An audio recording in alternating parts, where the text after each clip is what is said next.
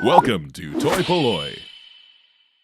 Hello and welcome to another video from toy-polloi. Now today we're going to take a look at another vintage Star Wars figure, and this time it is Han Solo in trench coat as featured in Return of the Jedi. Now here in front of me you can see my loose Han Solo in trench coat that is from my on display collection here at toy-polloi, and a carded version that I also have that was very kindly given to me by my friend Uncle He-Man. So let's take a look at the card first. So here we can see we have Han in his trench coat on the front, and it's got a very nice image of Han Solo, Harrison Ford there, looking pretty dapper there on Endor. Now the back of the card is the standard 79 back card, so it has a little advert there for a few of the sort of mini play sets that you can get in the Rancor, and on the top it shows you 79 Star Wars figures that you can get. And let's see where Han Solo is on this. He is number 9 there, so Han Solo in trench coat. It's not an amazing card, this one. It's not one of my favourites. The image is relatively nice, but I do prefer some of the other images that they've used on these cards. But, you know, it does what it needs to do. It shows you that it's Han Solo in his trench coat, and you can see the figure on the front there. So let's take a closer look at the figure itself. Now this figure is not one I was ever overly worried about getting as a child, because really it doesn't do that much different to any of the other Han Solo figures. The little trench coat is quite nice, but I was always a little bit disappointed in the sculpt. I never thought it particularly looked much like Harrison Ford. The sculpt on the head is fairly basic. The outfit underneath again is fairly basic. I think really I prefer the Bespin version. If I just bring in the Bespin version here, you can see that that is a much better sculpt on the face. It's a much better figure. I think the pose of the figure is better, and I think the outfit is better.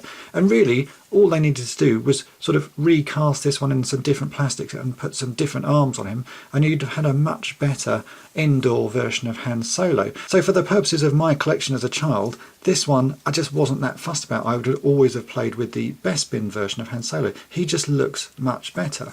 Now this figure is a pretty easy figure to come by. More often than not you'll find it missing the cape, but again the capes aren't that hard to find. I managed to find one recently for only £1, so they do turn up.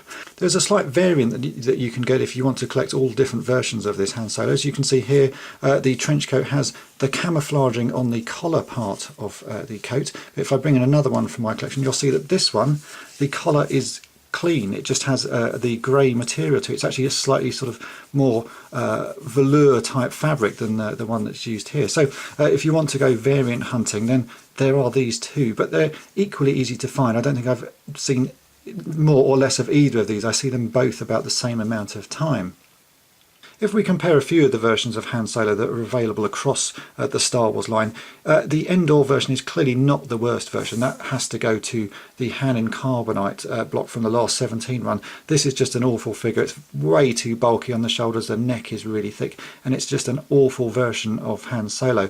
But I think the winner still is always the Bespin version of Han. That is a really lovely figure. And next to that, I think the original Han Solo with the small head is still a far better figure than the trench coat version. There's just something about the way that the sculpt is done and the sort of the way the cape fits on it. It doesn't look great. You're actually better off putting this little cloak on the Bespin version. That makes for a much better mix. So it was always a bit of a disappointment, this figure, to me. That doesn't mean that it's a bad figure, but for me it's just not the best Han Solo in the versions of Han Solo that you could buy. As with all Star Wars figures at the moment, the prices are going up and up, so finding a loose version of this, although it's not hard, prices for them are getting a little bit too much for my liking. Really, you should be able to get this figure for £2 or £3 loose without a weapon, but now you're looking at more nearer the sort of £10 mark, and finding carded versions as well is getting harder and harder, and people are charging way too much for carded versions of this. I think when I was given this you could buy a carded version for sort of £15 to £20. Now again you're up near the sort of £50 mark for him, which is too much for this figure. But if you want to get him in your collection, at the moment that's the sort of prices you'll have to pay, or you can just wait and be lucky. As I said, I found this cloak for £1 recently, and the figure I bought for £2, so with a bit of luck you can find them cheaper. Obviously this figure is a little bit beaten and worn. You can see he's missing a few bits of paint on his head, but again, if it's a beta figure you could easily touch that up. So as I say, overall he's not my favourite of the Han Solo figures, but he's still a figure you need to have, and if you're going to create the Battle of Endor you need Han in his trench coat. So I hope my review has been interesting, and thanks for watching. Thanks for watching toy-polloi. Subscribe for more great videos. You can also follow toy-polloi on Twitter and Facebook.